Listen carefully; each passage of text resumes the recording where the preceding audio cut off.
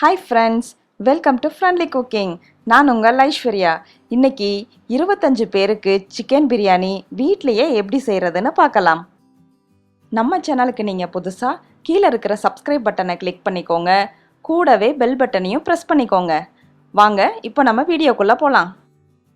இதுக்கு தேவையான பொருட்கள்: நீளமா நறுக்கின 1 கிலோ வெங்காயம், பட்டை, சோம்பு, ஏலக்காய், கசகசா, பிரியாணி இலை, 2 கைப்பிடி அளவு புதினா, 50 கிராம் மல்லித்தூள், 50 கிராம் கரம் மசாலா, 50 கிராம் சீரகத்தூள், 250 கிராம் பிரியாணி தூள், 50 கிராம் இஞ்சி விழுது, 100 கிராம் பூண்டு விழுது, 100 கிராம் முந்திரி, 5 பச்சை மிளகாவும் புதினாவும் அரைச்ச விழுது, 1/2 கிலோ தக்காளி, 25 பீஸ் சிக்கன், 3 கிலோ சீரக சம்பா அரிசி, 2.5 மடங்கு அரிசி களைஞ்சி வச்ச தண்ணி. ஒரு பாத்திரத்தில் கொஞ்சமாக எண்ணெயும் நெய்யும் சேர்த்து முந்திரி பருப்பை பொன்னிறமாக வறுத்து எடுத்துக்கரலாம்.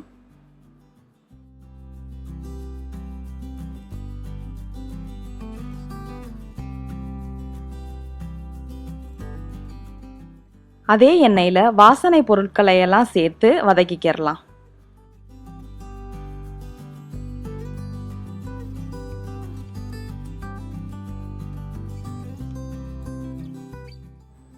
நீளமாக நறுக்கி வச்ச வெங்காயத்தை இதோட சேர்த்துக்கரலாம். வெங்காயத்தை நல்லா டார்க் ப்ரௌன் ஆகிற வரைக்கும் வதக்கிக்கிறணும். அப்படின்னா தான் பிரியாணிக்கு நல்ல கலரும் ஃப்ளேவரும் கிடைக்கும்.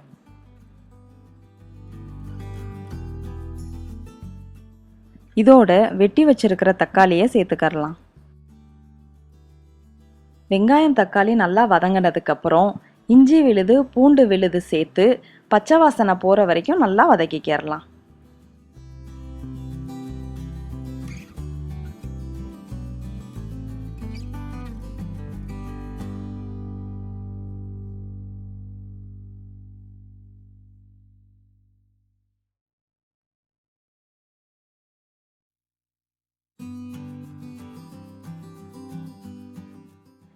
இப்போ புதினா இலைகளை சேர்த்துக்கரலாம்.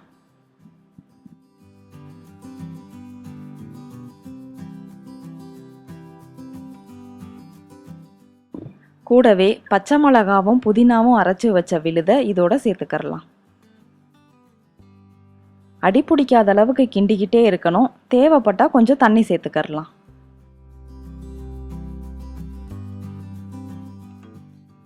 இப்போ தேவையான அளவு உப்பு சேர்த்துக்கரலாம்.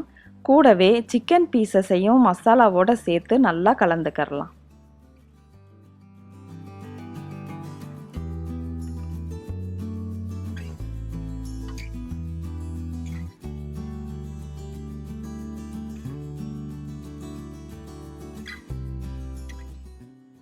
சிக்கன் மசாலாவோட நல்லா கலந்ததுக்கப்புறம் 1 கப் தயிர் சேர்த்துக்கரலாம்.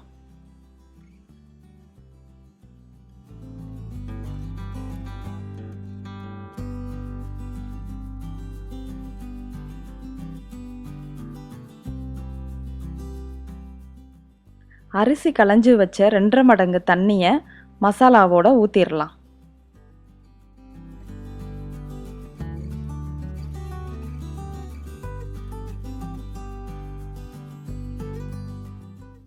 கூடவே 2 லெமனோட ஜூஸை சேர்த்து 15 நிமிஷம் மூடி போட்டு கொதிக்க வைக்கலாம்.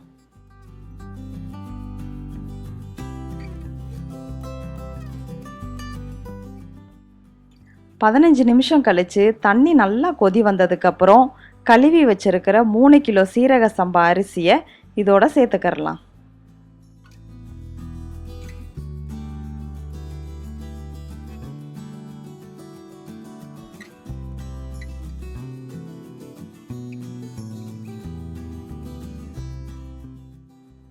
அரிசியை மசாலாவோட நல்லா கலந்து விட்டுட்டு அடுப்பை லோ ஃப்ளேமில் வச்சுக்கரலாம். இப்போ 5 நிமிஷம் மூடி போட்டு வேக விடலாம். 5 நிமிஷம் கழிச்சு இந்த மாதிரி அரிசி நல்லா மேலே தெரிகிறப்போ நல்லா கிண்டி விட்டுடலாம்.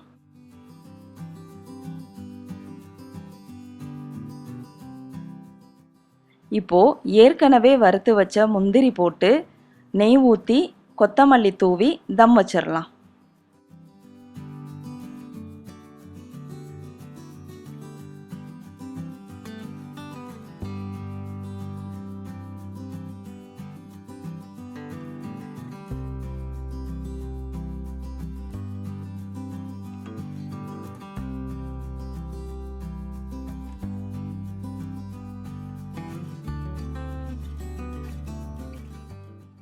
தம் வைக்கிறதுக்கு ஒரு பெரிய பாத்திரத்தில் தண்ணியை நல்லா கொதிக்க வச்சு மூடி மேலே வச்சிடலாம். இப்போது அடுப்பை ஆஃப் பண்ணிவிட்டு 15 நிமிஷம் வெயிட் பண்ணலாம். 15 நிமிஷம் கழித்து மூடியை திறந்து பார்க்கலாம். ஆஹா, பிரியாணி வாசனை வீடே தூக்குது.